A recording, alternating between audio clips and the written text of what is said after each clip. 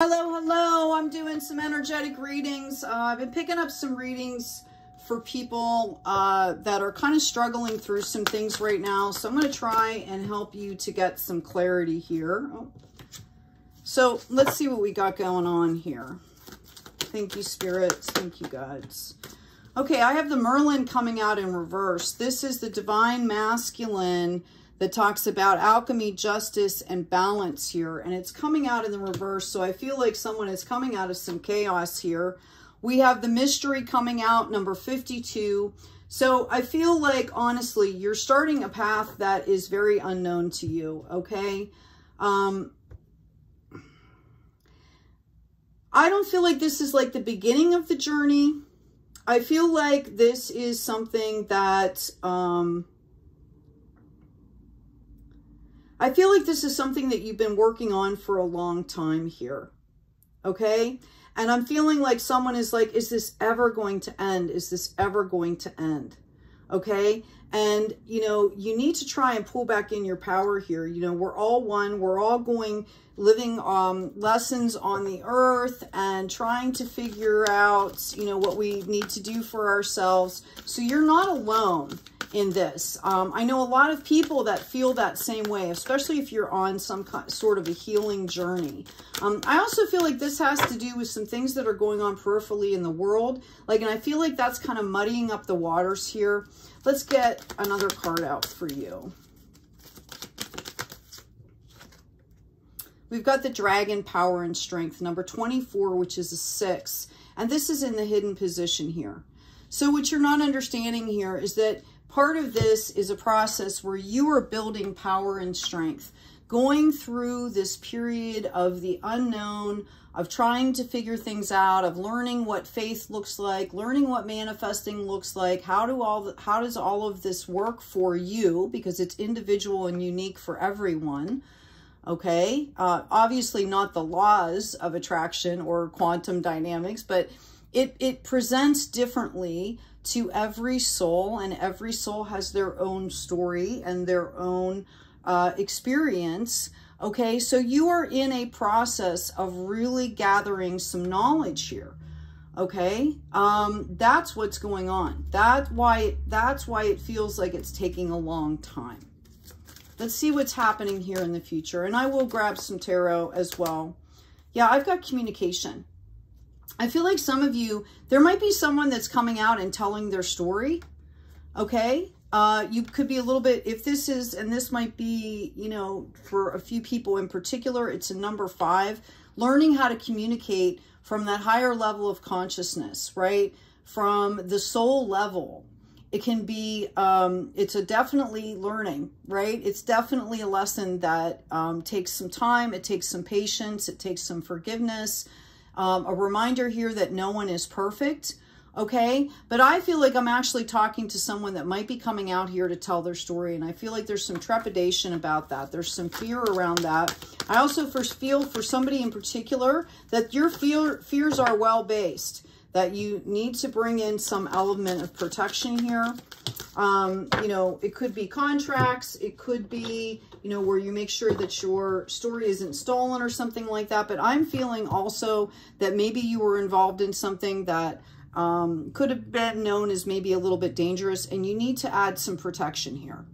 Whatever that looks like, you need to be aware that what you're doing, and that is for someone in particular. That is not for everyone. Yeah, here we go. We've got forgiveness coming up.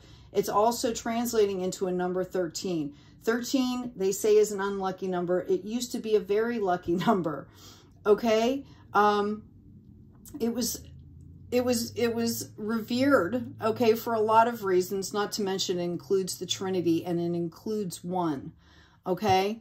So forgiveness is really paramount here. Somebody could be healing through a lot of things that, you know, they feel like they've perpetrated on other people. I'm also getting this might not be this lifetime. This could be a past lifetime, and you feel like it's blocking your power from coming in. Notice this is coming in the sacral energy, which is creativity, sexuality, passion. You know, the lifeblood almost, right? Like we've got red Root chakra is the grounding, and this is really our creativity center, our passion center, where our desires can show through here. Okay, let's get another card. So there might have been, I feel like for some of you, there could be somebody out there that has done some things to either some people or a person in particular. Honestly, you need to go make it right with that person if that's what's happened. If this is something, you know, sometimes we put our money and resources or our energies into something and we think that it's okay, and we find out that maybe someone else has misused that. I warn you to only take accountability for what is yours. You know, you can't carry other people's shame. Okay. Societally, they've tried for years to get everybody to do that. That whole guilt and shame thing where, you know, we're carrying generations of things when, as the individual, you know, we have to be aware of things. We have to see things on that collective level, but we also are only accountable for our own stories. Okay. And that's where it all starts. That's where you start to make things right. We've got independence, healthy boundaries here. It's coming as an 18, and it goes into, excuse me, a number 9, okay, which is 3 trinities, mind, body, spirit. This is about understanding exactly what I said. What is yours? What is someone else's? What is situational? Okay, healthy boundaries are really independent, are really important. If you've had a cat, you know that they live their own lives. They really do not care so much about what's happening around them. They're going to do what they need to do. They also have very simple priorities, their health and their well-being, right? They eat, they take naps, they take baths, right? It's that simple. And I'm being called out here to remind someone of the simplicity of this. Go back to the basics is what I'm hearing. I'm being called to pull out a shaman card before that oracle card, maybe a couple of them. Yeah, I've got growth here. Notice it's coming up with the oak tree, okay? Oaks were revered by the Druids. They've been revered for centuries because of their strength, okay? They also gave food. Acorns were used to make flour in many countries and cultures, okay? They're a highly revered tree. If you want more depth into that, I would suggest that you look it up on Google, okay? It's coming out as a 38, which goes into an 11. Out of all the trees, and I know there's some magical trees out there, the oak was really renowned for its power and its sturdiness, okay? I also have healing energy coming out, which we talked about. I feel like I could be speaking to someone that's on a spiritual path. You might be a healer, you might be psychic, you might be some kind of gifted path here, okay?